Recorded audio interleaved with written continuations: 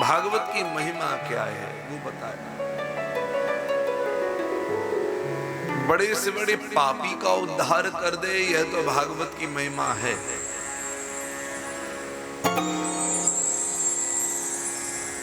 पितृश्वरों का उद्धार कर दे, भागवत की महिमा है। लेकिन क्या जीवन की गरीबी दूर कर दे, ये भी भागवत में सामर्थ्य है। तो कहा भैया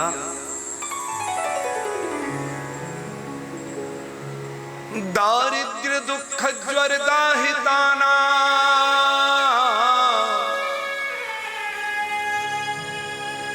माया पिशाची परिमर्दिताना, संसार सिंधौ परिपातिताना, क्षेमाय वै भागवतम प्रगर्जति। जीवन की गरीबी को दूर कर दे, वो भी भागवत की सामर्थ्य।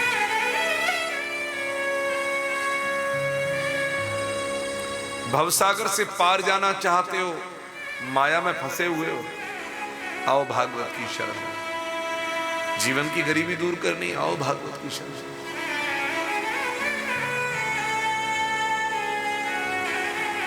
जानते हैं आप,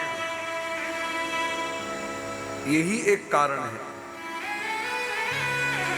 हमारा कुछ ना मांगना व्यासपीठ से। सुनील जी आप समझ रहे हैं, ये भी एक कारण है। ऐसा नहीं कि आज कथाओं में मांगा नहीं जा रहा, और ऐसा नहीं कि पट्टी चढ़ा करके दान की अपील नहीं की जा रही। लेकिन क्यों नहीं किया? इसलिए नहीं किया, कारण ये भागवत जो सबको देता है, उसको सामने रख करके हम दुनिया से कहें कि हमें दीजिए, हमें दीजिए, हमें दीजिए,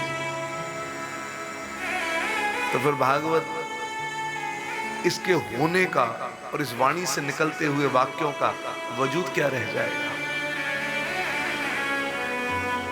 और मैं अपना अनुभव कह रहा हूं, मेरे परम पूज्य श्री दादा गुरुदेव, जिनके पिता उन्हें 6 महीने का छोड़कर चले गए थे, 6 महीने का छोड़कर।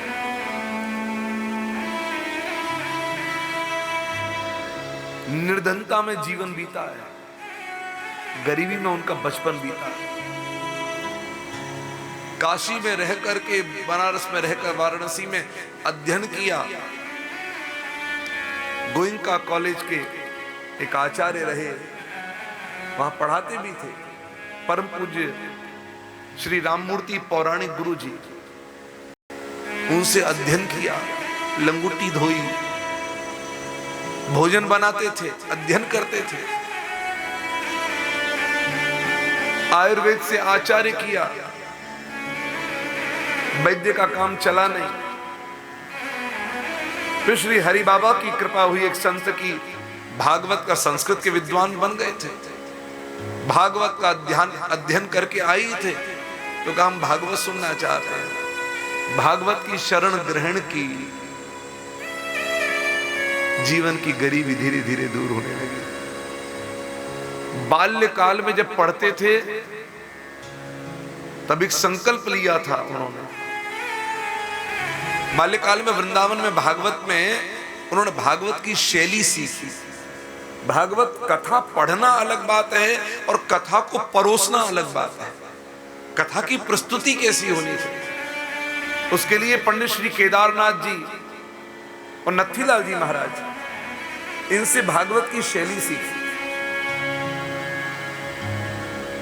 वाराणसी में अध्ययन करके राममूर्ति पौराणिक गुरु जी से आए।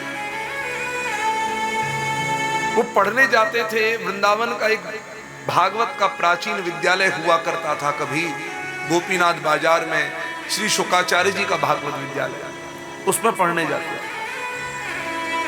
मन में संकल्प लिया था बाल्यकाल में उन्होंने कि कभी मैं, मेरे पास में भगवती लक्ष्मी की कृपा होगी तो मैं एक भागवत का विद्यालय खोलूंगा विप्र बालकों के लिए, और उसे पढ़ाई कराऊंगा, ब्राह्मणों के लिए उनको विप्र बनाऊंगा।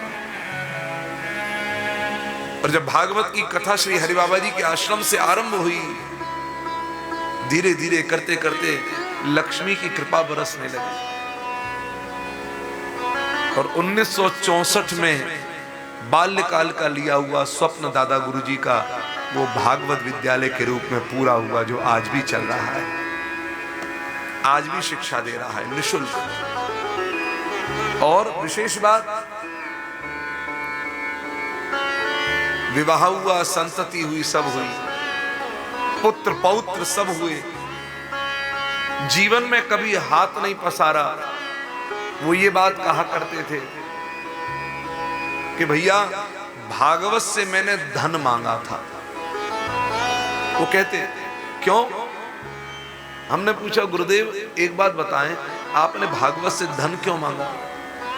हम तो भागवत से धन नहीं, भक्ति की चाह कर रहे हैं। हम चाहते हैं हमारे संकल्प पूरे हों, बस धन की अपेक्षा भागवत से हमने नहीं रखी। आपने भागवत से धन क्यों मांगा? तो उन्होंने क्या कहा जानते हो? बोले कन्हैया, जीवन में जिस चीज का अभाव होता है व्यक्ति वही चीज मांगता है। जिसके जीवन में मित्र नहीं होते वो मित्र चाहता है, जिसके जीवन में संतति नहीं होती वो संतति चाहता है, जिसके जीवन में व्यापार नहीं होता व्यापार चाहता है। मेरे जीवन में धन का नितांत अभाव रहा है। मैं जानता हूं गरीबी किसे कहते हैं, मैंने निर्धनता देखी है।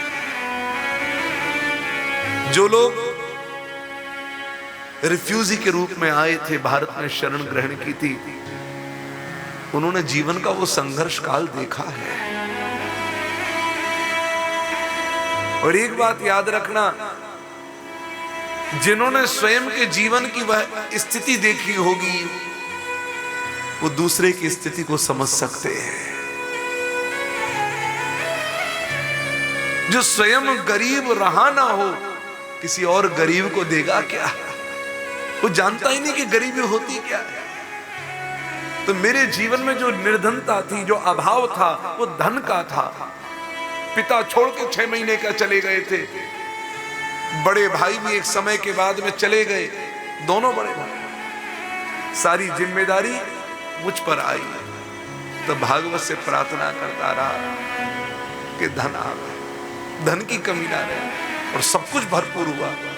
तो विश्वास और प्रबल हो गया भागवत को लेकर कि भागवत जो कहती है कि जीवन की गरीबी है, आओ भागवत की शरण में तुम्हारी गरीबी दूर करूंगा।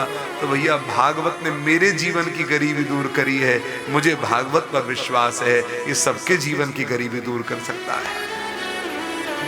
लेकिन वृद्धावस्था आते आते अब गुरुजी को यह एहसास होने लगा, धन नहीं, काश भक्ति मांग ली होती, काश भक्ति मांग ली। और यही कारण है कि उनके जीवन की साधना का फल आज उनके पुत्र और पौत्र भी भोग रहे हैं। इसलिए वो एक बात कहा करते थे कि महाराज, जिनके पांव में पहनने को चप्पल नहीं हुआ करती थी, जिनके पग में पनही न होती, जब भागवत की शोभा यात्रा निकलती है ना, यहां तो घर की घर में आ गई। हमने खुद देखा है, बग्गी पर व्यास जी महाराज विराजमान होते हैं, कहीं हाथी पर व्यास जी महाराज को विराजमान कराया जाता है। तो कहा घर में पहनने को चप्पल नहीं थी, जिनके पग में पनही न होती तिन हाथिन पीठ चढ़ाई दिए, और जिनके घर में नहीं अन्न होते तिन 56 भोग जमाए दिए हैं। जिनके घर में खाने के लाले पड़े थे, आज उनके आश्रमों में विद्यालय में जाके देखो जरा भंडारे हो रहे, लोग खा रहे हैं पेट भर भर के। तो कहा जिनके घर में, जिनके पग में पनही न होती तिन हाथिन पीठ चढ़ाए दिए हैं, जिनके घर में नहीं अन्न होते तिन 56 भोग जमाए दिए हैं। तुलसी सतकोटि प्रणाम तुम्हें, ऐसी कविताएं बनाए दिए हैं। और द्वापर में एक व्यास भय वेद व्यास, लेकिन कलयुग में कली कोटिन व्यास बनाए दिए हैं, करोड़ों करोड़ों व्यास बना दिए। आज ये चमत्कार नहीं है तो और है क्या? जीवन में जो चाहो वो भागवत देने की सामर्थ्य रखता है। ये परम पूज्य श्री दादा गुरुदेव का भी अनुभव है, ये हमारा भी अपना निज अनुभव है। यहां तक की यात्रा भी भागवत ने पूरी करी है, बिन मांगे करी है, तो आगे की यात्रा भी बिन मांगे भागवत पूरी करेगा। हम तो कभी कभी कोई एक ही विचारधारा के मिल जाते हैं तो सबको संगठित करने में लग जाते हैं कि हो जाएं सब संगठित। क्योंकि इस कलिकाल में यदि सनातन धर्म का ध्वज लहराना है या फहराना है तो एक अकेले व्यक्ति से नहीं, संघे शक्ति कलौ युगे। क्योंकि सनातन धर्म का ध्वज फहराना ये अपने आप में संघर्षों से भरा हुआ है। नदी की धार के विपरीत तैरना है। अच्छा मुझे एक बात बताइए, आपके बच्चों को बैंकॉक, पटाया, गोवा घुमाने के लिए क्या आपको भेजना पड़ेगा या खुद ही चले जाएंगे? लेकिन बद्रीनाथ, केदारनाथ, रामेश्वरम तो भेजना पड़ेगा। समझ रहे हैं बात को? इसका अर्थ यह है कि भोग विलासता के नगरों में अपनी संतति को भेजना नहीं पड़ता, वो स्वयं चली जाएगी। लेकिन आध्यात्मिकता की भूमि पर बच्चों को भेजना पड़ेगा। क्यों? ये कलयुग का प्रभाव है। यहाँ पर सनातन धर्म का ध्वज लहराना है, मानो कली के धार के विपरीत में तैर करके जाना है। और उसके लिए हम सब एक हो जाएं तो सनातन धर्म का ध्वज भी लहर जाएगा और उसे कोई रोक नहीं सकता। संघे शक्ति कलौ युगे। नारायण, कोई बात नहीं, आवाज तेज निकाल लो, माइक लगवा देंगे कल से। ये क्या होता है, ये ताली बजाने की आदत पड़ चुकी है। लेकिन कोई बात नहीं, ये जय शब्द उच्चारण आप अपने मुंह से जब ताली की जगह करेंगे ना, मैं आपको हृदय की बात बताता हूं। आप जब कभी भी भागवत कथा में हो, राम कथा में हो और आपको कोई अच्छा लगे भाव और आपके मन में आए कि वी शुड अप्रिशिएट, तो ताली की जगह पर जय हो जब करेंगे तो विचार और विश्वास रखिएगा, विचार पूर्वक, विवेक पूर्वक विचार करके विश्वास रखिएगा कि उस कार्य में जय मिलेगी ही मिलेगी, विजय मिलेगी ही मिलेगी। कर दीजिए। 3 बार बोला है।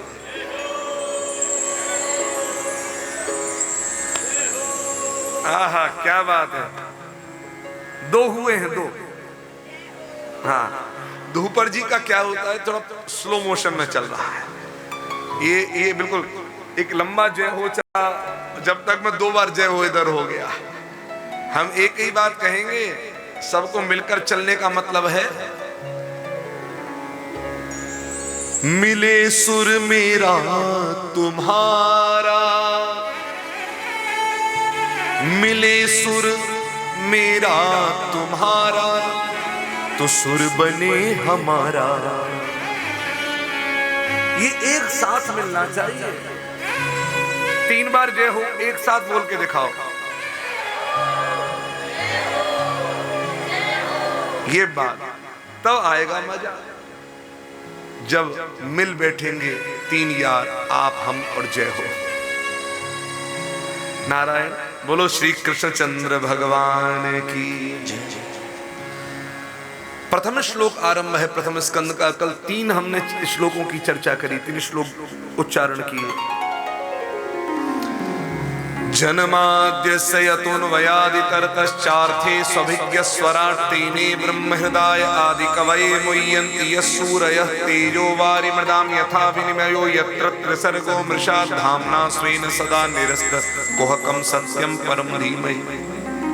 सबसे पहला भागवत का श्लोक आरंभ हो रहा है ज से। अक्षर है पहला ज। जन्माद्यस्य। बड़ी अद्भुत बात है, संस्कृत व्याकरण में ज अक्षर, इसको दग्धाक्षर कहा है। दग्धाक्षर माने जानते हैं, कहीं जल जाता है, आग लग जाती है, दग्ध हो गया, आप समझ गए। ये अक्षर बड़ा शुभ नहीं माना जाता, लेकिन भागवत का आरंभ ज से हो रहा है। कारण क्या है इसका? रामचरितमानस भी देखें तो आरंभ कहां से है? ग्रामीण भाषा का आरंभ, जेहि सुमिरत सिद्धि होय, गणनायक करिवर बदन। जेहि ज, श्री रामचरितमानस की ग्रामीण भाषा से आरंभ ज अक्षर, श्रीमद् भागवत का आरंभ ज अक्षर। कारण क्या है इसका? इसका कारण है भैया, जैसी हृदय में भावना होगी वैसा ही शब्दोच्चारण मुंह से निकलेगा। 17 पुराण का लेखन करने के बाद, महाभारत जैसे ग्रंथ को लिखने के बाद, वेदों का विस्तार भी करने के बाद, जब मन को शांति नहीं मिली, अशांति में वेदव्यास जी का हृदय जला, तब देवर्षि नारद जी का आगमन होता है। द्वापरे समनुप्राप्ते तृतीय युग पर्यये, जातः पराशरात् योगी वासव्याम कलया हरे। सरस्वती नदी के तट पर वेदव्यास जी बड़े नितांत एकांत में उदास बैठे, और उसी समय देवर्षि नारद का आगमन हुआ। देवर्षि नारद का पूजन किया। देवर्षि नारद ने पूछा, वेदव्यास उदासी क्यों? बोले पता नहीं, लेकिन बड़ा अजीब सा लग रहा है और बड़ा रोना रोना सा आ रहा है। आप लोगों के जीवन में कभी ऐसा होता है? नहीं होता? रीजन नहीं पता पर रोना सा। तब देवर्षि नारद से वेदव्यास जी ने कहा, मुझे लगता है कोई चीज है जिसका अभाव महसूस हो रहा है, लेकिन पता नहीं वो चीज क्या है। स्नातस्य में न्यूनमलम विचक्षु, मेरी कमी बताइए, मुझ में क्या कमी रह गई। आज हम कभी भी किसी से मिलते हैं तो अपनी बड़ाई पूछते हैं, अपनी अच्छाई पूछते हैं, अपनी खूबियां पूछते हैं, लेकिन हम मिलकर कभी नहीं पूछते कि मेरी कमी क्या है। क्यों? हम तो दूसरों की कमियां खोजने से हमें फुर्सत मिले तब तो अपनी कमियां हम पूछ पाए। हमें तो अपने अंदर गुण ही गुण दिखाई देते हैं और दूसरे के दोष ही दोष दिखाई देते हैं। इसलिए जब मिलते हैं तो दूसरे के दोषों की ओर उंगली होती है। लेकिन एक बात याद रखिए, दूसरों के दोषों की ओर उंगली करने वाले भैया, जब एक उंगलियों होती है तो 3 उंगलियों होती है। इसलिए जब कभी भी कोई महापुरुष मिले तो उनसे अपनी कमी पूछिए, तुम्हारे पास क्या है ये मत बताइए, न ये पूछिए कि जानते हैं मैं कौन हूं। आप पूछिए मुझ में क्या कमी है। श्री देवर्षि नारद ने वेदव्यास जी के लिए कहा, हे वेदव्यास, एक कमी है, सुनना चाहोगे? बोले उसी के लिए तो पूछ रहे हैं। बोले आपने अपनी कलम से सब कुछ लिखा, कृष्ण कथा नहीं लिखी।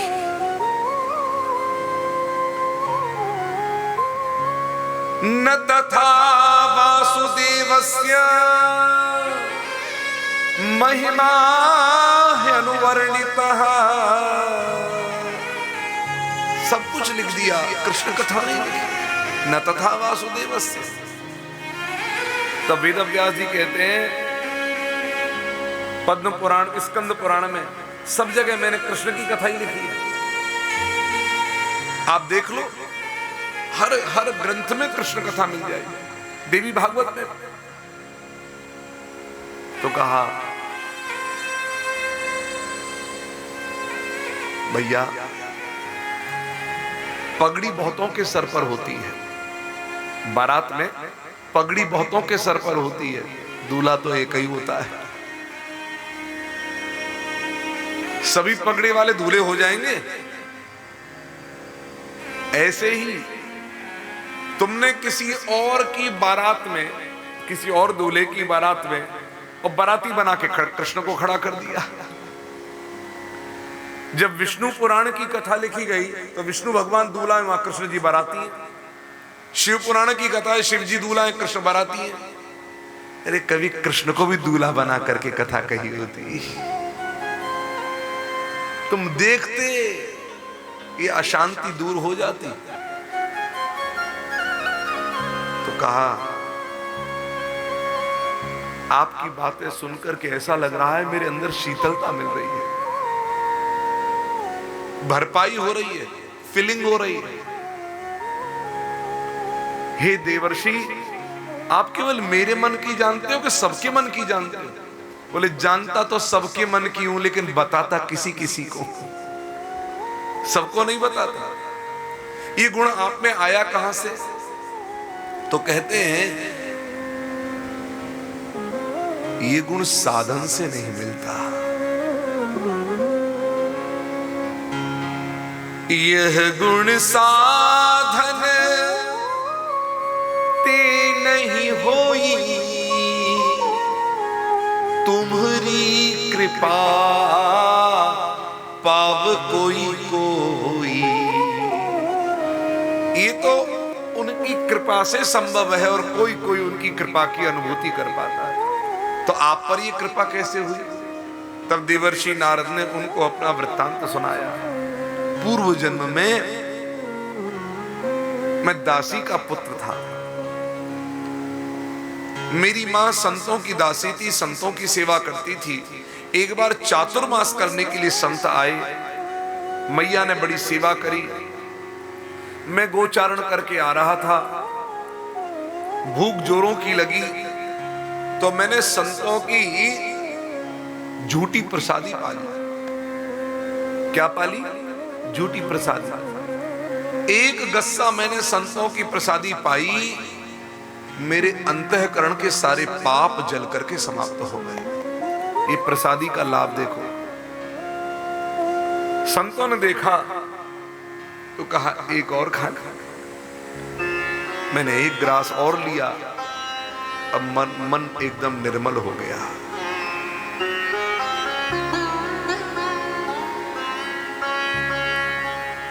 संतों ने कहा, एक ग्रास और ले। मैंने तीसरा ग्रास जैसे ही लिया, मेरे हृदय में संतों के चरणों के प्रति अनुराग उत्पन्न हो गया।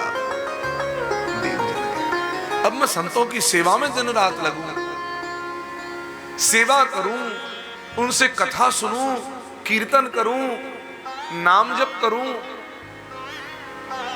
मेरा मन अब इधर उधर कहीं नहीं जा रहा था, दिन रात संतों के चरणों में पड़ा रहता। एक दिन की बात थी कि संतों के जाने का समय आ गया। देखो सज्जनों, जाता तो घर से अतिथि भी है आकर के, घर जाते तो संत भी हैं। कभी कभी वो भी आते हैं जिनको हम पसंद नहीं करते। तभी तो मूवी बनाई, अतिथि तुम कब जाओगे। लेकिन हमारे यहां की सभ्यता और संस्कृति ये नहीं। हमारे यहां तो प्रतीक्षा रहती है, अतिथि कब आओगे। क्यों? वैसे ही घर बिखर चुके हैं, गिने चुने लोग तो रह गए, घर सूना रहता है। कोई आ जाता है तो घर में थोड़ी चहल पहल हो जाती है, रौनक हो जाती है। लेकिन एक बड़ी अद्भुत बात है, एक व्यक्ति वो है जो मिलकर के दुख देता है, एक व्यक्ति वो है जो बिछुड़ता है तो लगता है प्राण लेकर जा रहा है।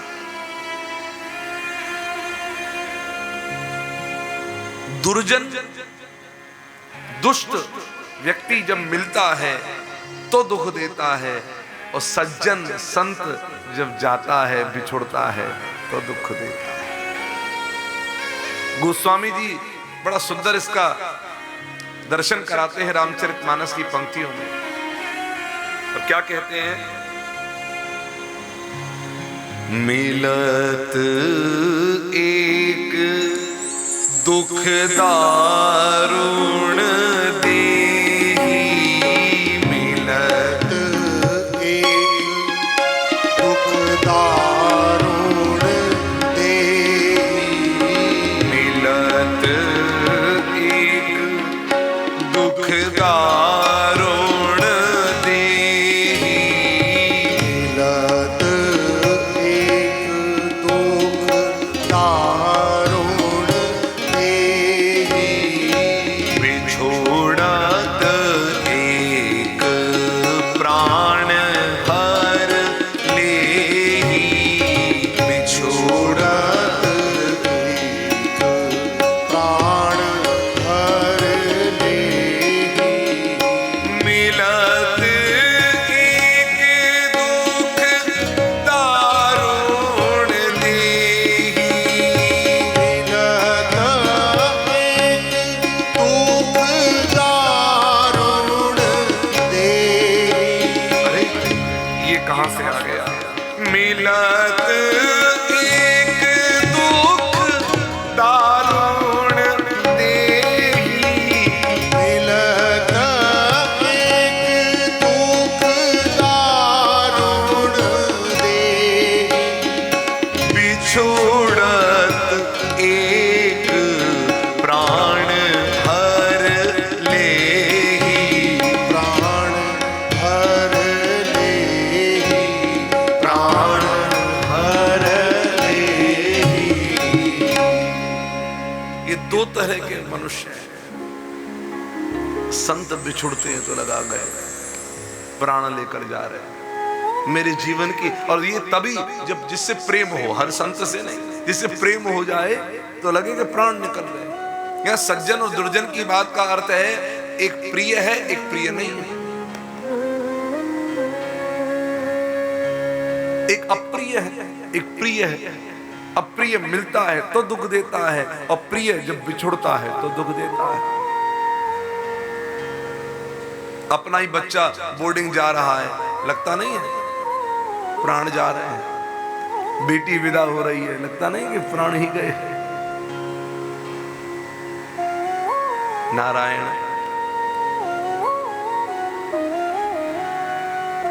नारद जी बोले, हे वेदव्यास, मैं तो संतों के चरणों में फपक फपक के रो पड़ा, लिपट गया, मुझे भी साथ में लेकर चलो, मुझे छोड़ के ना जाओ। संतों ने कहा, वत्स, तेरा भाव, तेरी भावना बहुत ऊंची है, लेकिन भाव और भावना से भी बहुत ऊंचा स्थान कर्तव्य का है। और आज यही सबसे बड़ी एक समस्या है कि हमारे संविधान में मानवाधिकार आयोग तो है, लेकिन मानव के कर्तव्य का कोई आयोग नहीं है। हम घर में देखें तो अधिकार की बात, हम राज्य में देखें तो अधिकार की बात, हम राष्ट्र में देखें तो अधिकार की बात। कभी विचार किया है कि हमारा कर्तव्य क्या कहता है? कर्तव्य के लिए कोई जागरूक नहीं, केवल अधिकार, केवल पाना। देना कर्तव्य नहीं है। हाँ देंगे, क्या देंगे? हम तकलीफ में देंगे दूसरों को, हम कष्ट देंगे, हम चैन से जीने नहीं देंगे। अरे भैया, ऐसा स्वभाव तुम्हारा क्यों हो गया? उसने तुम्हारा कुछ बिगाड़ दिया? बोले नहीं। बोले कैसे? बोले इतना फल फूल कैसे रहा है? बड़ी समस्या है। आज इंसान खुद के दुख से दुखी नहीं, दूसरे के सुख से दुखी है। वो सुखी कैसे है? ये सुख मेरे पास क्यों नहीं? ये जो जलने की आदत है ना, इसी को कहते हैं मत्सर। ये भागवत धर्म वो है जिसके जीवन में मत्सरता होगी, उसके जीवन में भागवत धर्म आ ही नहीं सकता। क्योंकि भागवत निर्मत्सराणाम सता, ये निर्मत्तरों का ग्रंथ है। अरे सज्जनों,